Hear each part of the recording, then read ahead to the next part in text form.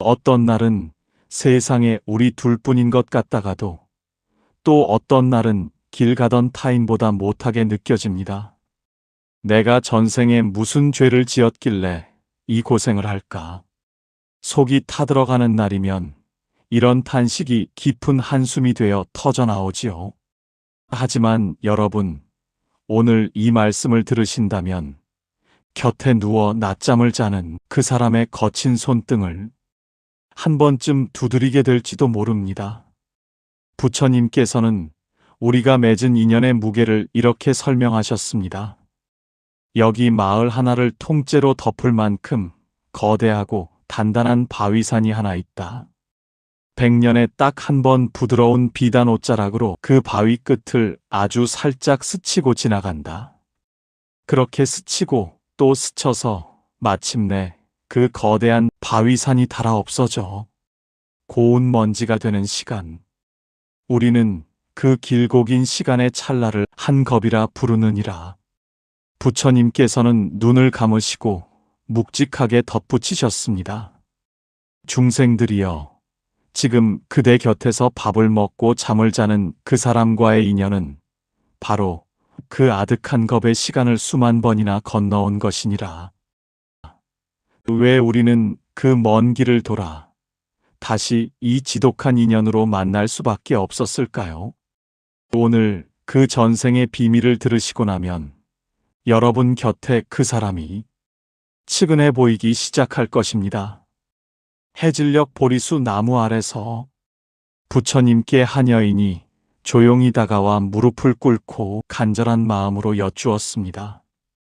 세존이시여, 대체 전생에 무슨 인연이었길래 우리가 부부로 만난 걸까요?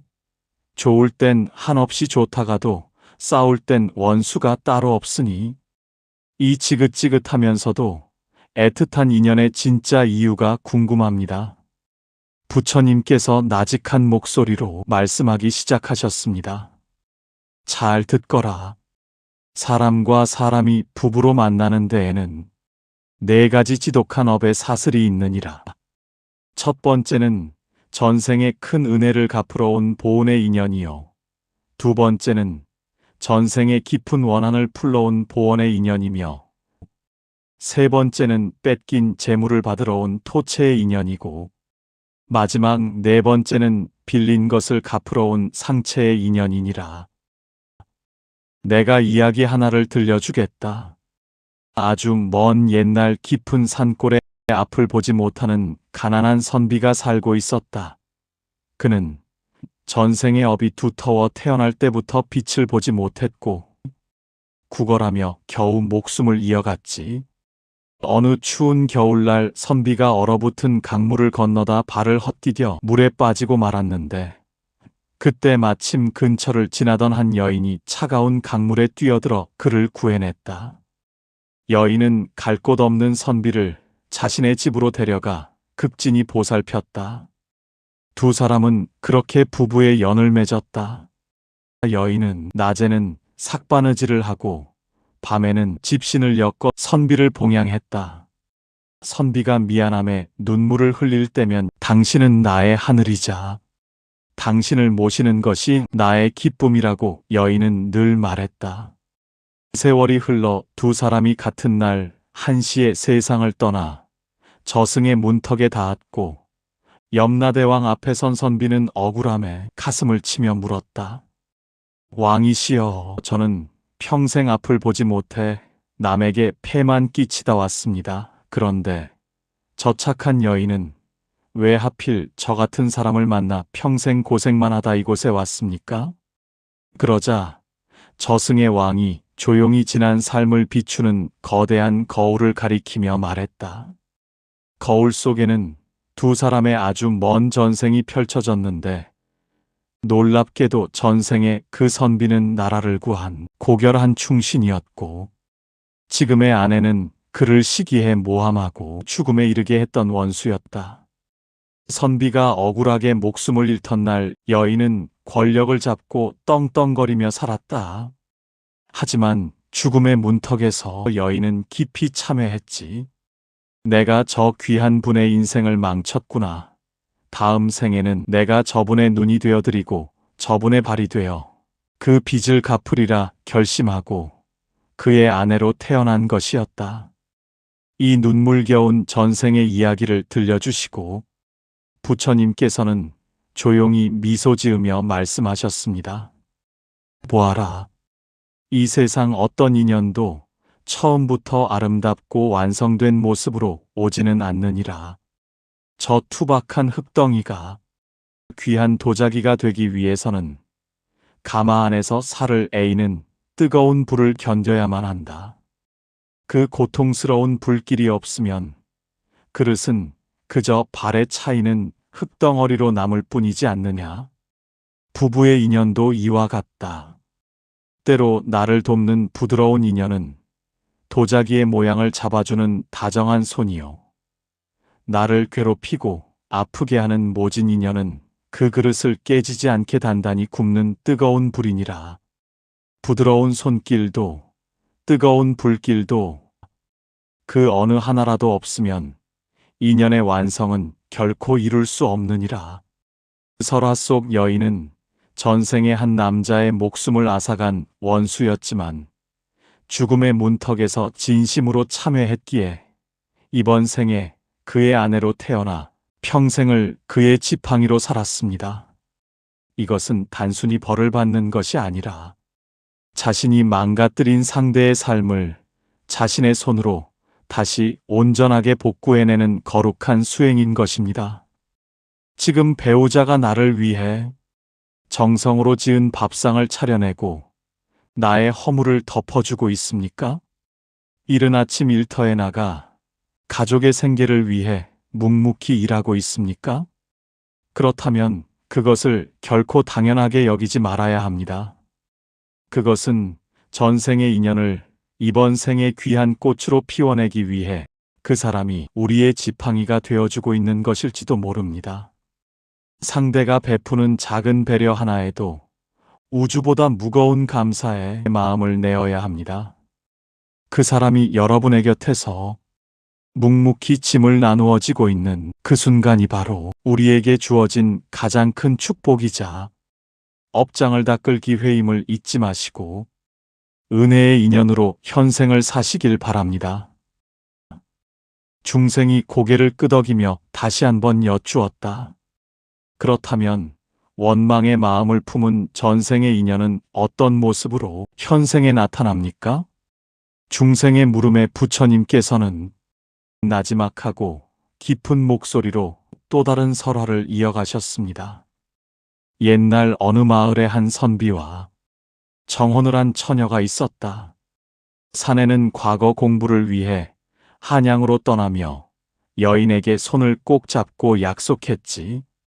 내 반드시 급제하여 돌아와 너를 아내로 맞이하마.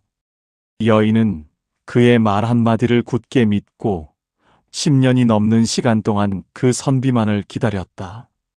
그 여인은 혼기가 지나도록 오로지 그가 돌아올 날만을 손꼽아 기다리며 자신의 청춘을 다 바친 것이다. 그러나 출세의 눈이 어두워진 사내는 약속을 저버렸고 권세 높은 집안의 딸과 혼인을 하여 그 처녀를 잊었다. 배신감과 기다림에 지쳐 몸과 마음이 망가진 여인은 어느 차가운 빛 속에서 사내를 향한 원망을 품은 채 스스로 생을 마감하고 말았다. 이번 생에 다시 만난 그 처녀는 남편이 된 사내를 사사건건 괴롭히고 사치로 집안을 풍비박산내며 모진 말로 남편의 영혼을 말려 죽이고 있느니라. 사내는 영문도 모른 채 내가 전생에 무슨 죄를 지었길래라며 한탄을 했지만 그것은 전생에 자신이 뿌린 씨앗을 거두는 과정일 뿐이니라. 부처님은 덧붙이셨습니다. 원한을 원한으로 갚으려 한다면 이 세상의 원한의 굴레는 그 끝이 없으리라. 오직 용서와 참회 그리고 자비 안에서 원한은 쉬어지나니 이것은 우주의 법칙이니라. 어리석은 자는 스스로 지은 악업의 불길에 타오르며 괴로워하지만 지혜로운 자는 그 불길이 어디서 시작되었는지를 보아 스스로 그 불을 끄느니라. 참으로 묘하게도 업보는 두 사람을 부부라는 이름으로 묶어 한 이불 속에 살게 합니다. 피할 곳 없는 가장 가까운 곳에서 서로의 밑바닥을 보게 하며 전생의 빚을 받아내는 것. 그것이 전생의 원망의 인연이 가진 가장 무서운 얼굴이지요. 그 모진 공격을 마주했을 때 똑같이 독설로 맞대응하는 것은 우리 다음 생에도 또 원수로 만나자고 약속을 하는 것과 같다 하셨습니다. 우리는 길을 잃었을 때 지도를 펼칩니다. 그때 가장 먼저 찾아야 할 것은 목적지가 아닙니다. 지금 내가 어디 서 있는가입니다. 현재 위치를 모르면 아무리 정확한 지도도 소용이 없습니다. 부부 사이도 그렇습니다. 왜 이 사람은 나를 이토록 힘들게 할까? 이 질문은 목적지를 먼저 찾으려는 질문입니다. 그런데 지도에서 내 발 아래를 먼저 짚어야 하듯 이렇게 물어보십시오. 나는 이 사람을 통해 무엇을 배우고 있는가? 내가 이 사람 앞에서 유난히 무너지는 그 자리는 어디인가? 내가 이 사람에게 유난히 거슬리는 그 지점은 무엇인가? 질문의 방향이 상대에서 나로 돌아오는 그 순간, 지도 위에 현재 위치가 찍힙니다. 원망도 집착도 잠시 멈추고, 비로소 내가 보이기 시작합니다. 얽히고 얽힌 인연의 매듭을 푸는 방법은 거창하지 않습니다. 화를 낼 수 있는 순간에 딱 한 번 입을 다무는 것. 쏘아붙일 말 대신 잠깐의 침묵을 선택하는 것. 그리고 문을 나서는 뒷모습에 따스한 눈길 한 번 보내는 것. 무엇보다 매일 베푸는 친절에 자만하지 않고 감사하는 것. 그 작고 사소한 선택 하나가 수만 겁의 시간 동안 묶인 매듭을 한 올씩 부드럽게 풀어냅니다. 부처님께서는 무조건 참아라 하지 않으셨습니다. 억지로 이해하라 하지도 않으셨습니다. 그저 자비롭게 배우자를 보라고 하셨습니다. 그 사람 안에 무엇이 있는지를, 어떠한 삶을 지나왔는지를 말입니다. 여인이 억울함에 복받쳐 마지막으로 부처님께 여쭈었습니다. 세존이시여, 그렇다면 제 남편은 제게 원한을 갚으러 온 모양입니다. 늘 무뚝뚝하고 칼날 같은 모진 말만 일삼는데 저 같은 중생이 어찌 그런 사람을 자비로운 눈으로 바라볼 수 있겠습니까? 제 마음은 이미 시커멓게 타버렸습니다. 부처님께서는 가늘게 눈을 감으시고 여인에게 마지막 이야기를 들려주셨습니다. 아주 먼 옛날 한 사내 아이가 있었다. 그 아이는 태어나면서부터 아버지가 없었느니라. 어머니는 품팔이로 겨우 먹을 것을 마련했는데 그 아이가 5살 되던 어느 추운 겨울 어머니마저 알아놓았다. 아이는 배가 고팠지만 아무것도 할 수 없었다. 그래서 그냥 울지 않았느니라. 울어도 아무것도 달라지지 않는다는 것을 그때 이미 알았기 때문이니라. 그 아이가 자라 어른이 되었다. 고맙다는 말을 들어본 적이 없으니 고맙다는 말을 할 줄도 몰랐으며 따뜻하게 안겨본 적이 없으니 어떻게 안아야 하는지도 몰랐다. 그 사람이 차가운 것은 마음이 없어서가 아니니라. 그냥 처음부터 그 그릇이 비어 있었던 것이다. 여인은 아무 말도 하지 못했습니다. 부처님께서 다시 말씀하셨습니다. 그대의 남편이 꼭 그러하지 않겠느냐? 부처님께서 말씀을 멈추시자 여인은 저도 모르게 눈에 눈물이 고였습니다. 억울해서 흘리던 눈물이 아니었습니다. 난생 처음 그 사람이 불쌍하다는 생각이 들었기 때문입니다. 그것이 측은지심입니다. 상대의 아픔이 보이기 시작하는 그 순간 원망은 스스로 힘을 잃습니다. 그것이 자비의 시작입니다.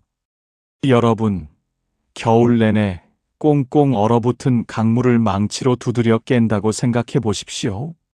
시끄러운 소리만 날 뿐, 얼음은 더 날카롭게 조각나 도리어 나를 찌를 뿐입니다. 무엇보다 고통스러운 것은 그 차가운 얼음을 깨기 위해 언손으로 무거운 망치를 휘두르고 있는 나 자신이지요.